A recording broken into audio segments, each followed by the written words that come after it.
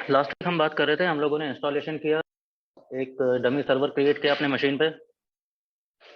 Then we delved into some DDL and DML part के database हम create कैसे करेंगे, और उस डेटा को थोड़ा बहुत मेरे को मैनिपुलेट करना हो एज इट इज, तो हम बार बार डेटाबेस डिलीट करके नया नहीं बनाते हैं, वहीं के वहीं मैनिपुलेशन कर लेते हैं उस पर। और उसके बाद मैंने आप लोगों को बोला था, आई डोंट नो आप लोग कर पाए कि नहीं, मैंने आप लोगों से बोला था कि ये डेटाबेस में प्राइमरी की फॉरेन की पेयर्स आप अपने आप क्रिएट कर लेंगे। Now moving towards DQL, which is the part of SQL जिसका काम है डाटा क्वेरी करना। डाटा क्वेरी लैंग्वेज, मेरे को अपने मतलब का कुछ डेटा चाहिए इस डेटाबेस पे, और ठीक है, उस पर कुछ हम फर्दर एनालिसिस तब करेंगे जब वो डेटा आ जाएगा। तो पहले डेटा फेच करने आना चाहिए हमें। तो नाउ इसके लिए हम the method I am going to use is, I will give you a question and we will try to answer that question, जैसे बिल्कुल वैसे जैसे मुझसे किसी ने बोला हो कि ये डेटा निकाल के बताओ। DQL का सिंटेक्स क्या रहेगा? There are two mandatory clause in any DQL। किसी भी डेटा क्वेरी में ये दो मैंडेटरी क्लॉज होंगे, one is select and one is from. लिखने का सिंटेक्स क्या रहेगा? बिल्कुल वैसे ही जैसे कह रहे होंगे, जैसे select some columns from some table, as simple as that, and terminate. कैसे, आइए देखते हैं। क्वेश्चन नंबर 1 कहता है retrieve all the rows and all the columns of employee table. Employee table क्या है? यही थी ना, ये जब हम व्यू करके देख रहे थे तो भी एक्चुअली एक DQL ही रन हो रहा था। क्या रन हो रहा है? Select asterisk. एस्ट्रिक का मतलब क्या हुआ यहाँ पे? Select everything. So asterisk is wild card for all. और फिर क्या लिख रहा है वो? कंपनी डॉट एम्प्लॉय, यानी कंपनी डेटाबेस का एम्प्लॉय टेबल। लेकिन यहाँ पर हमने company database already is in force, already वो यूज में है, तो ये मेरे को बार बार बताने की जरूरत नहीं पड़ती। मैं सीधे लिख रहा हूँ सेलेक्ट एस्ट्रिक फ्रॉम एम्प्लॉय, और इसे मैं रन कर दूं, सेम रिजल्ट, वही पूरी की पूरी टेबल प्रिंट हो जाएगी।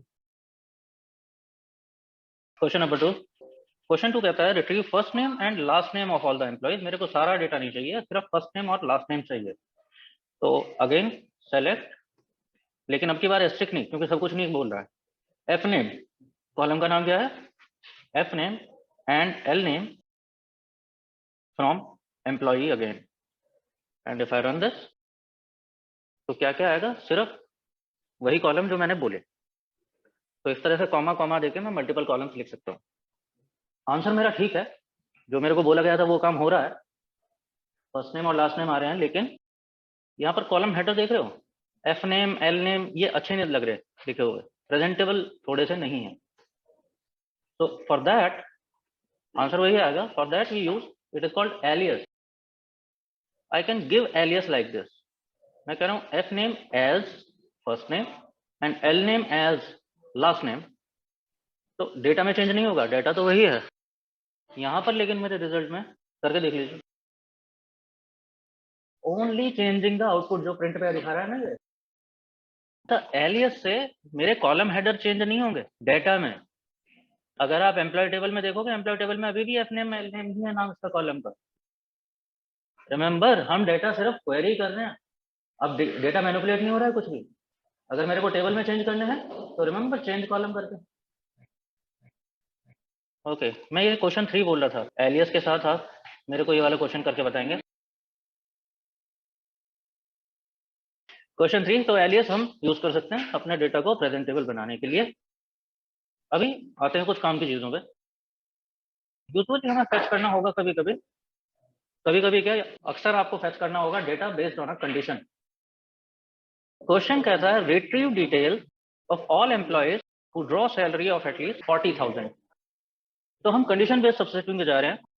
क्वेश्चन कह रहा है उन एम्प्लॉयज का डेटा बताओ जिनका सैलरी 40,000, कम से कम 40,000 तो होता ही हो। तो that's where clause comes into picture. और ये मैंने अलग अलग लाइन में लिखा हुआ है, एंड आप भी अभी यही प्रैक्टिस रखेंगे, वरना गलत होता रहेगा। एक क्लॉज के लिए एक लाइन, ताकि ये सेटल करना आसान हो जाए हमें। रिट्रीव डिटेल्स बोला है तो मैं मान के चल रहा हूँ, आई एम अज्यूमिंग के सारे कॉलम लाने होंगे। तो select asterisk from employee table where there is a condition true, और कंडीशन क्या थी? एटलीस्ट 40,000। मैथमेटिकली कैसे लिखूंगा उसको? ग्रेटर देन या इक्वल टू। अभी स्टार्टिंग में जब तक आप लोगों का कोडिंग में बढ़िया अच्छे से स्मूथली हाथ नहीं चल रहा है, तो we can go slow and how you will decide it. जैसे यहाँ पर लिखा हुआ है, मैंने ये इसीलिए दिखाया था आपको, ऐसे लिख लीजिए सेलेक्ट फ्रॉम, ये दोनों बात तो आएंगी आएंगी, और अभी और भी बहुत सारे क्लॉज आने वाले हैं, तो प्रैक्टिस में रखिए एक लाइन में एक ही क्लॉज लिखें। तो सेलेक्ट फ्रॉम और वेयर कहीं दिख रहा है क्वेश्चन में, तो वेयर। अब इसको सोचना शुरू करेंगे। सबसे पहले सेटल द टेबल। पहले तो ये देखें कि ये क्वेश्चन कौन से टेबल से आंसर हो सकता है। तो फ्रॉम क्लॉज सेटल हो गया। फिर सोचते हैं कि सेलेक्ट, मेरे को सेलेक्ट क्या क्या करना है, क्वेश्चन ने क्या बोला है, तो सेलेक्ट सेटल, और फिर लास्ट में कंडीशन, जो भी कंडीशन उसने आपके क्वेश्चन में दिखाई दे रही है। करके देखिए, अभी आप अपने आप ट्राई करेंगे इस क्वेश्चन को। क्वेश्चन 5 जरा अपने आप अटेम्प्ट कीजिए। देखो जो मैं बोल रहा हूँ वो करना शुरू करो। हम क्या लिखते हैं, सेलेक्ट, और मुझे क्या बताना होगा, फ्रॉम, और मुझे क्या बताना होगा, वेयर। तो सबसे पहले फ्रॉम, ये कौन से टेबल से आंसर होगा, पहले तो यही सोचो। डिपेंडेंट्स की बात कर रहा है, सब कुछ एम्प्लॉय टेबल से आंसर नहीं होगा।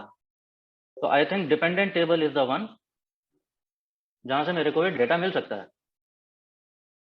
यहाँ पर कहता है सेलेक्ट, चलो एस्ट्रिक्ट कर लेते हैं फिलहाल, रिलेशनशिप बोल रहा था, और ऑन अ सेफर साइड। तो सेलेक्ट एस्ट्रिक्ट फ्रॉम डिपेंडेंट हो गया, where there is a condition true. Condition क्या कह रहा है, इस वाले एसएसएन का डेटा चाहिए, तो वही कर रहे हैं। मैंने बोला ये SSN should be equal to this and terminate. Question 6 कहता है नाउ, अब की बार क्या कह रहा है क्वेश्चन, क्वेश्चन कहता है retrieve details of female employees who draw salary at least 50,000। इसका मतलब क्या हुआ, अब इस क्वेश्चन में दो कंडीशन हिडन है। तो सैलरी पे भी एक कंडीशन है और जेंडर पे भी एक कंडीशन है। तो इनके लिए ऐसे मल्टीपल कंडीशंस भी हम मेंशन कर सकते हैं। The keyword is just like flag plain English, select something from something where something is true. If there is multiple condition I am saying this and that, तो दोनों चीजें ला सकते हैं। तो ट्राई कर लीजिए। Select asterisk from employee where gender is there and salary is greater than equal to 40,000. If I run this, तो एक ही एम्प्लॉय है। तो मल्टीपल कंडीशंस के दो अलग अलग केस हो सकते हैं। एक केस क्या कह रहा है मल्टीपल कंडीशन में, this condition and that condition.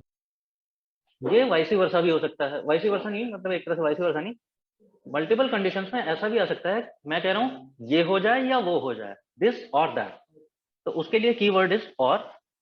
जैसे 7th क्वेश्चन इज, कहता है retrieve detail of female employees और those employees who are drawing at least 40,000। कहता है या तो फीमेल एम्प्लॉयज दिखने चाहिए या वो एम्प्लॉय हो सकता है मेल जिसका सैलरी 40,000 हो कम से कम। तो और कंडीशन, तो द कीवर्ड इज और, अगेन जस्ट लाइक इंग्लिश। चलो आगे चलते हैं।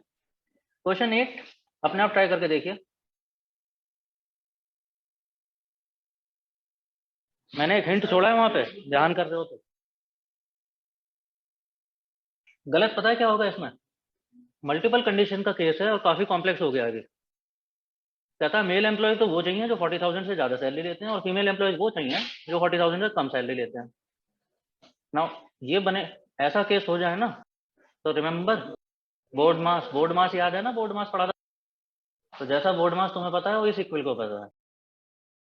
तो हमने वेयर क्लॉज तो एक ही बार यूज करना है। वेयर अपनी जो कंडीशंस हैं वैसे ही जैसे क्वेश्चन में पूछी गई हैं उस हिसाब से हम पैरेंथेसिस ब्रैकेट लगा देंगे।